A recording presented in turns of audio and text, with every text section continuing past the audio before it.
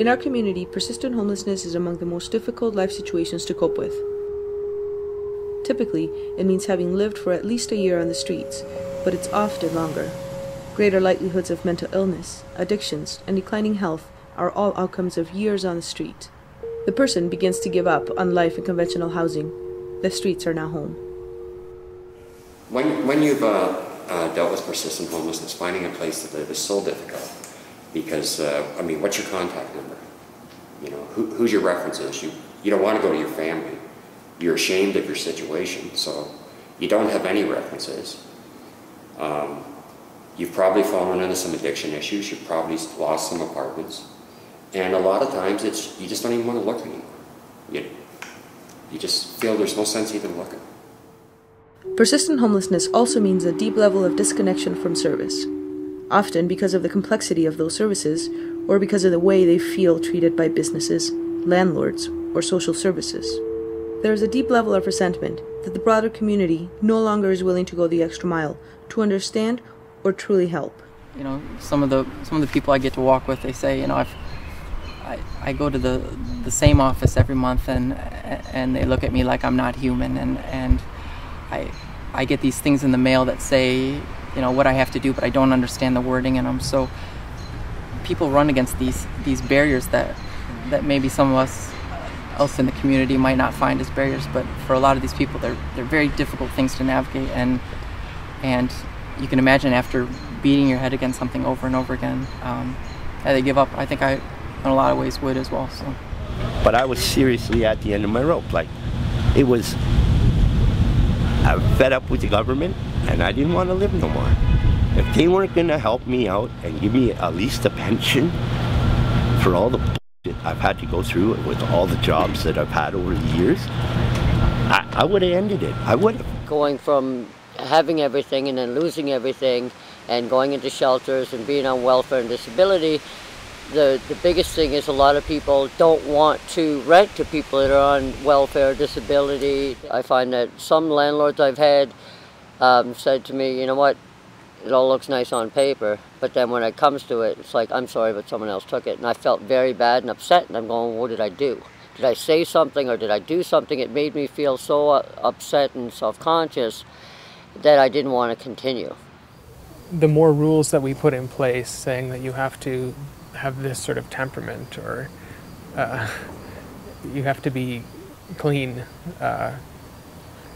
like you have to bathe, or you have to be clean and you can't be using anything, any sort of substance. Like any sort of rule like that is going to drive more people away. Typically, a person's experience of persistent homelessness begins by trying to hold on to the only affordable housing available. But because the person might be facing challenges in their own life, the rundown and chaotic conditions of that housing often creates a more stressful situation than if they lived on the streets. And I think for a lot of people, a choice to live on the street is made because it's better than any other option that they have. Walking into your living room and finding, you know, holes in the walls and, you know, furniture that somebody's urinated on, things don't get replaced as they get used. And so, you know, you struggle to accumulate a little bit of food and it's gone. It's very hard just to relax, and it's hard to sleep at night. All these things sort of cumulatively turn into a really stressful situation. A person becomes persistently homeless after a lengthy period of trying to make housing work for themselves. They begin to believe that safe, stable housing just isn't an option for them. As a result, they continue cycling in and out of shelters, prisons, or hospitals, simply because there's nowhere else for them to go. We know that some folks have begun to normalize the streets as home, and their skills are more oriented to survival on the streets than they are to being in housing, and that perhaps they've lost the hope for housing. Given a choice between most of the low-income housing that I've seen or been involved with and being on the streets, I'd rather be on the streets. It's the lesser of two evils. Persistent homelessness isn't just costly for the person. There's an incredible cost of doing nothing over doing something to end persistent homelessness. In the absence of real flexible housing, many rely heavily on costly emergency services, like ambulance and hospitals. A local study found that it's 10 times more expensive to leave these men and women in a homeless situation than it is to create safe, stable housing.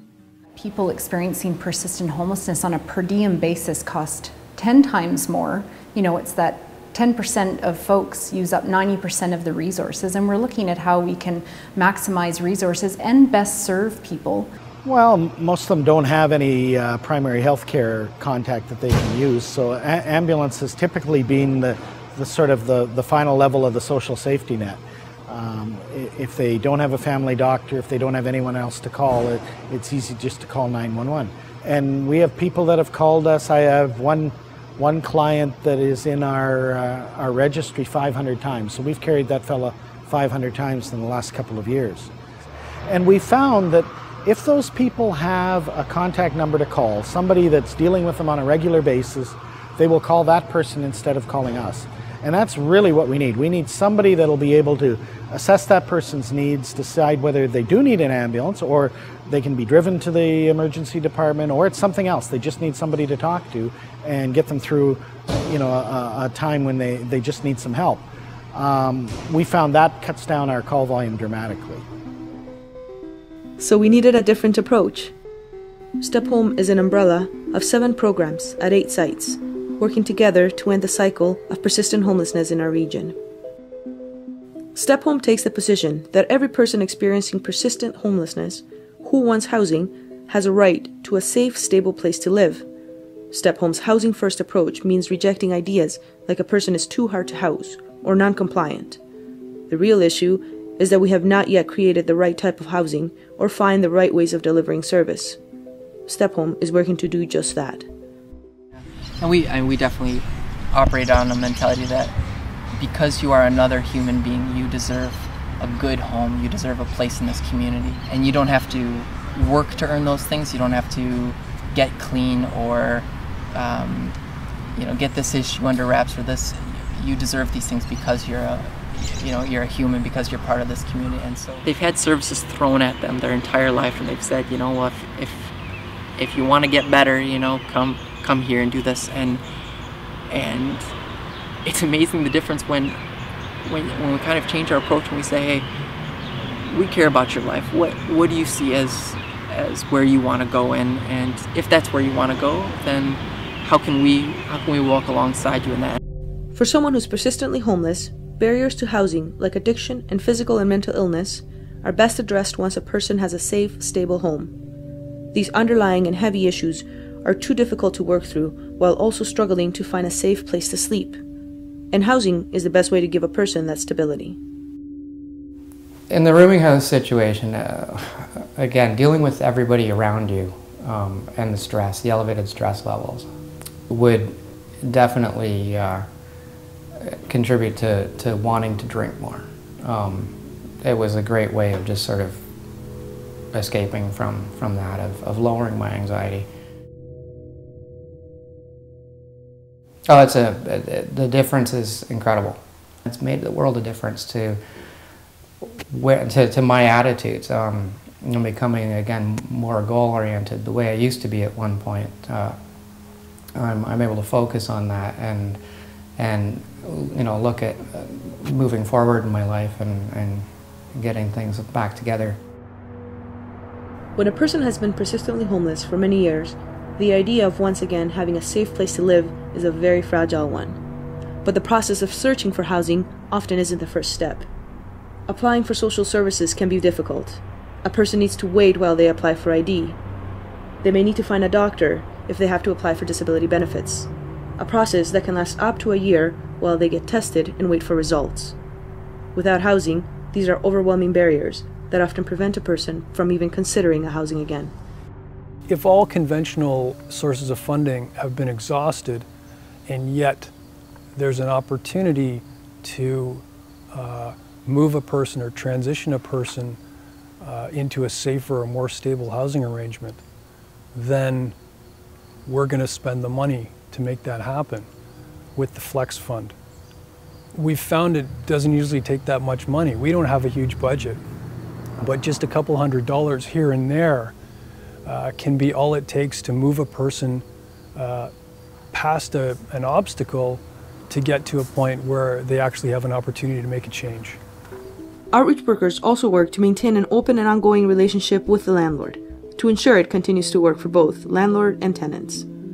I think the one thing is the step home worker has always been there. And, you know, initially you hear a lot of promises of like, oh yeah, we'll be there, we'll support you, and a lot of times it just doesn't work out that way.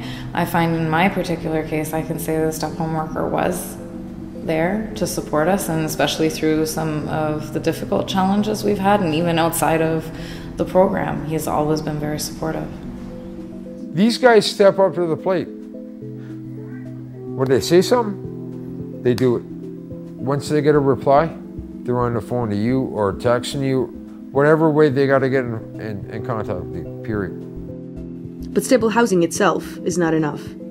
Regardless of the reasons why housing hasn't worked in the past, ongoing and intensive support makes the difference between losing and keeping housing. Outreach workers in the Step Home program continue to walk with a person for a year or more after they find housing. And it's vital that relationship with the outreach worker is one of openness, honesty, and a deep level of mutual respect.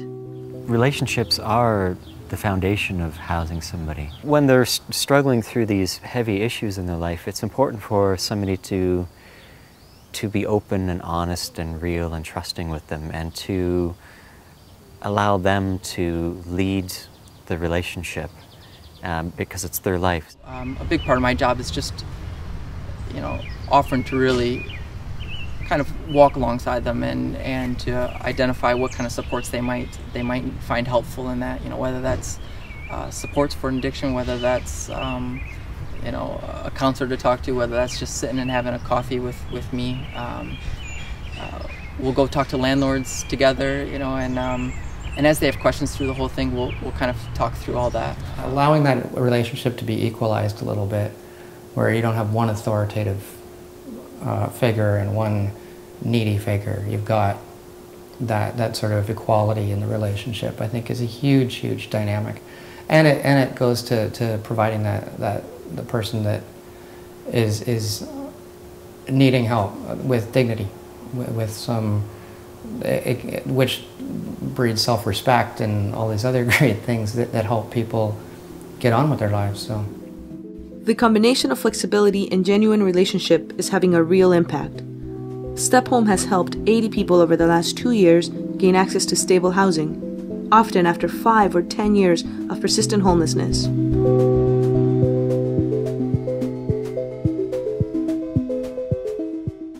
But these impacts go well beyond simple housing. You feel like you're a part of something, like you're not set aside, you're not just another number, you are a whole of something, and they actually do care. And they prove it by going above and beyond. You know, he doesn't treat me as a street person. He treats me as a true human being. And that works, right? Like that. Oh, it makes the whole difference. It makes me feel like a true person.